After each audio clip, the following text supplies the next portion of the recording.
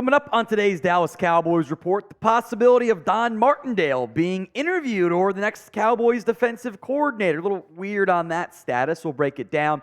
And we have an exclusive Darren Woodson interview with you guys. My guy Chase Sr. and part of the Chat Sports crew at Radio Row for the Super Bowl got an interview with Woodson. We'll play that for you on today's show. And if you want some more interviews from maybe some other former Cowboys players, hint, hint, at the Super Bowl this week, then share this video. Frankly, the interview stuff has never done that great audience-wise, and we need the audience to do well, otherwise we can't pay the bills. So if you want more player interviews, share that video for me right now.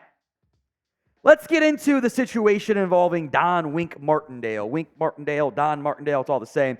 He has again been linked to the open Cowboys defensive coordinator job. Now, this is not the first time this has happened. I know Broadus mentioned he was in the mix as well. Michael Lombardi, who is also close with Broadus, by the way, says the two sides, Martindale and the Cowboys, have had contact about an interview. As we'll get into, no interview scheduled yet. That could certainly change. In general, the Martindale market has been very, very quiet. Is worth mentioning, Martin's got a powerhouse agent, Jimmy Sexton, which normally gets him linked to some other jobs. Really quiet, kind of surprisingly so, that no one has shown a ton of interest in Martindale right now. Here's what Lombardi told 105 through the Fan. The interview will air tomorrow for them, because they're also down at Radio Row in Vegas, saying, I was under the impression they were going to interview Don Martindale, too, from the New York Football Giants, which they should. I think they've been on the phone with his agent and talking about bringing him in. Whether they do or not, I don't know. So here's how I read this. Then we'll go more in depth on Martindale in general. I read this a little bit more of the, hey, Martindale's side of things wants to get the interview going. Now, Martindale has interest in this open Cowboys defensive coordinator job because there aren't very many other defensive coordinator jobs filled at this point. That also tracks with what David Moore tweeted out, who has a good pipeline to the Jones, as we've seen with many of other articles this offseason. At this time, there isn't an interview scheduled with Wink Martindale, a person with knowledge of the process said. Again, interviews aren't complete. Moore had also said at least one more interview would go down. I don't know who that's going to be. We'll figure it out. I'm sure at some point in the not too distant future. We found out the Rex Ryan one this morning. I am of the belief that if your owners and head coach are solely focused on setting up your new defensive coordinator, and you've got an open candidate in Don Wink Martindale with no other known interviews, I would argue it would be pretty easy to schedule one, which makes me think, speculatively, one of these sides maybe don't want the interview all that bad, and would make me suspect maybe it's the Cowboys. So we'll go more in depth on Martindale here and the other options. But who do you want as the Cowboys defensive coordinator? It's the pinned comment, so if the ad comes here on YouTube, take advantage of it. Head down there and let me know.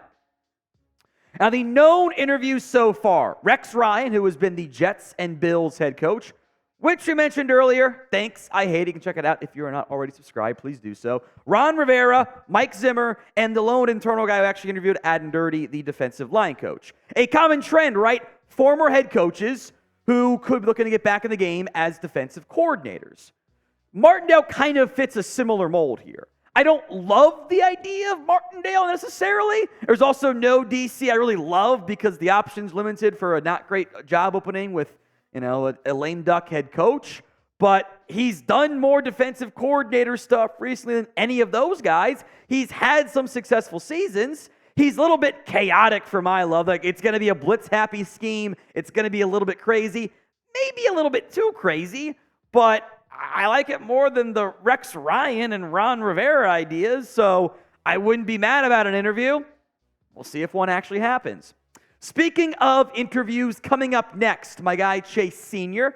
Spoke with Darren Woodson in an exclusive interview here for the Cowboys Report by Chat Sports. Wide array of topics, Mike Zimmer among them, defensive coordinator stuff, the defense in general, playoff success, paying or not paying Dak Prescott, and took a shot at Chase in the process as well. Some Super Bowl 58 preview stuff in there at the start as well. That's coming up here, but first a word from our sponsor, PrizePicks. Go to prizepicks.com/CLNS and use code CLNS for a first deposit match up to $100. Links in the comment section and the description of today's show. PrizePicks is daily fantasy made easy. You pick 2 to 6 player stat projections, more than, less than on those stat projections, and you don't have to worry about getting, top 5% of your pick. You just got to win. It's all you have to do. In general, I like the flex play. I don't have to take, get all my picks right. I can get 3 out of 4, 2 out of 3, whatever. I am doing a power play, though, which is all or nothing on this slate because PrizePicks giving me a freebie with a half passing yard from Patrick Mahomes. Easy more than right there. Christian McCaffrey, more than yards on the ground, and Travis Kelce, more than 7 catches as well. That's prizepicks.com/CLNS and use code CLNS for a first deposit match up to $100. Links in the comments and the description of today's show. 3-time first-team All-Pro and hopefully soon a Pro Football Hall of Famer, Darren Woodson. We're here in Las Vegas, and we were talking with the Niners and the Chiefs yesterday. They're staying 40 minutes away from the Las Vegas Strip. You won 3 of these Super Bowls. I imagine you'd probably want to be far away from the Strip to eliminate any distractions during a crazy week, right? Absolutely. That's the thing. I mean, you just try to get some semblance of what you're accustomed to doing, and that is not being on the Strip for one. You have media days, but you try to get those media days back and just try to get normalcy back into your life. This matchup, Kansas City Chiefs, San Francisco 49ers, you have Patrick Mahomes, Andy Reid going for ring number 3, and then you have Kyle Shanahan, Brock Purdy, and a lot of these core players on this Niners team who lost to this Chiefs team back in 2019, Super Bowl 54, trying to get ring number 1.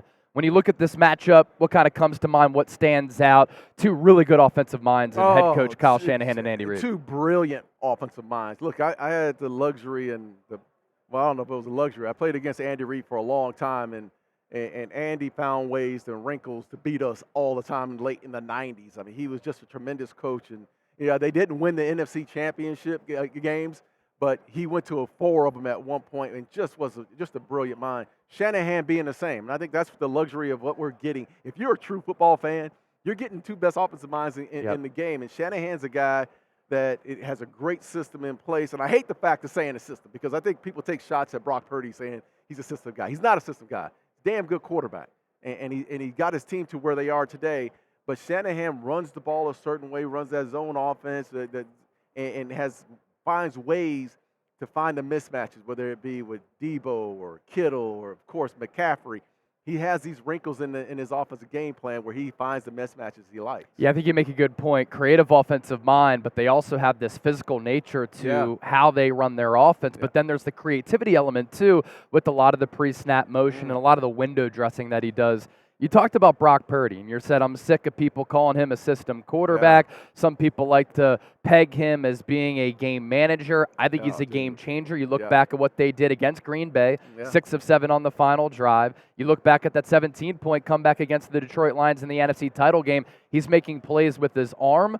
But the improvisational nature to his game, the athleticism, I think, is underrated with how he extends plays. So as a former defensive player who had such high-level success in the National Football League, when you kind of scout Brock Purdy, what do you see in him as the Niners quarterback? He's a winner, and he has this mentality. It's like almost like an overconfident arrogance about him. He doesn't, he doesn't give you a whole lot. Even when they take shots at him and give him, not get him on the ground, he doesn't give you a whole lot of wrinkles. Like, hey, that was a good hit or not.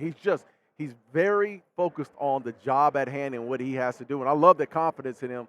But for me, it was watching him come out in that second half when they could have easily have folded against the Detroit Lions. Look, this team, we can say what we want, but the back end of this season, defensively, they haven't gotten to the quarterback the way they wanted to.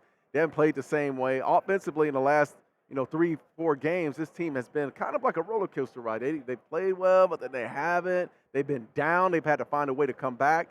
And that speaks a lot to who Brock Purdy was because they went into that locker room being down by, 17 against Detroit? Points, yeah. And it wasn't like Brock came out and had to deliver the ball a certain way.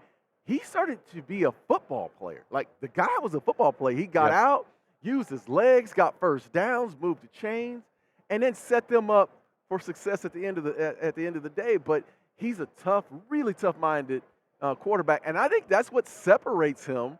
The mental aspect of these 2 quarterbacks, both Mahomes and Purdy, separate them from a lot of the quarterbacks that we've seen in this league. And I think that's a testament to this entire San Francisco organization about bringing a guy like him in. To your former team, the Dallas Cowboys now, since you've left, they've made it to the playoffs a lot. Yeah. They've had a lot of success in the regular season, but they haven't made it to an NFC championship game in nearly 3 decades. You like right? saying that, though, Clay.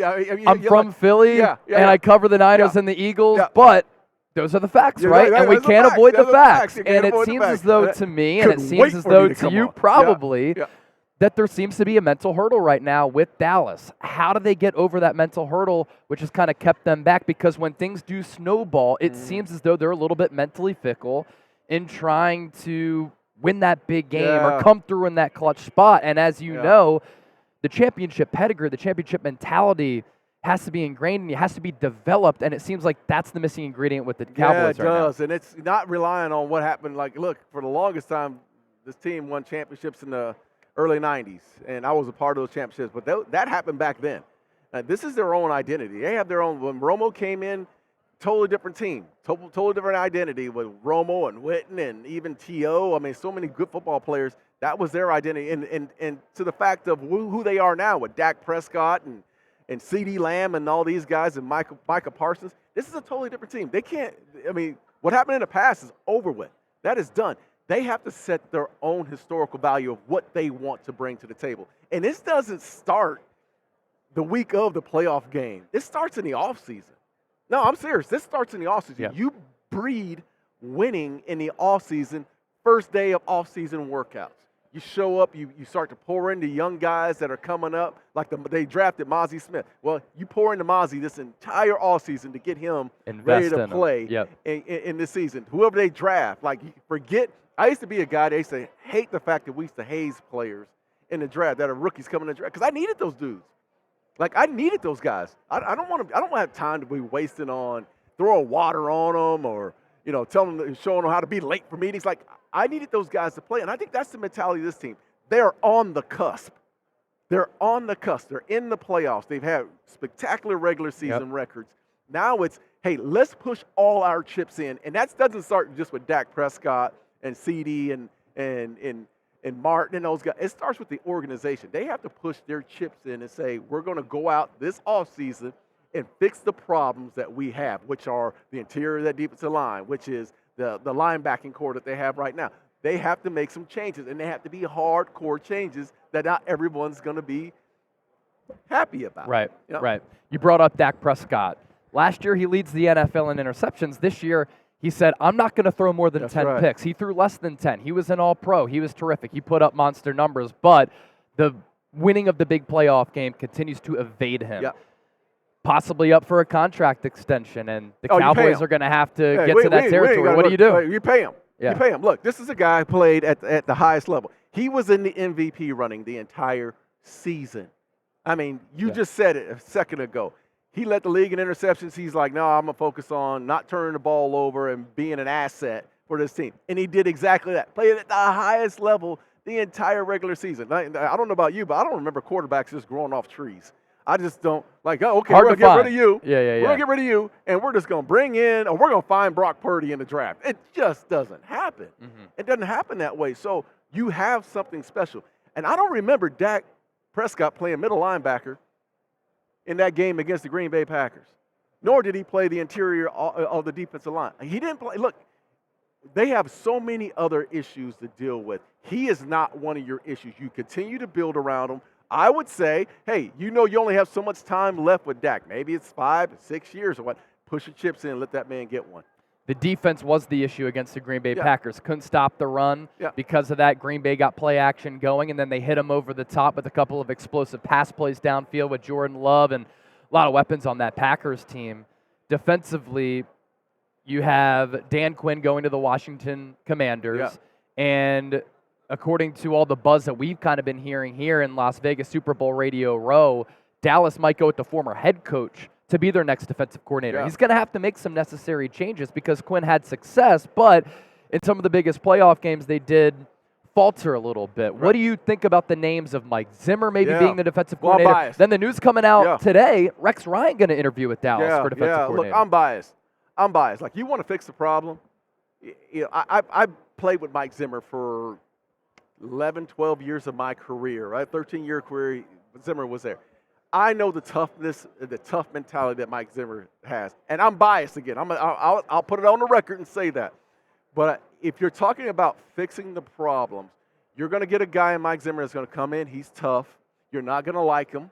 He's going to say some things to you that's going to ruffle your feathers, which this team needs. They need a shock to the system. And the problems that they're having is personnel.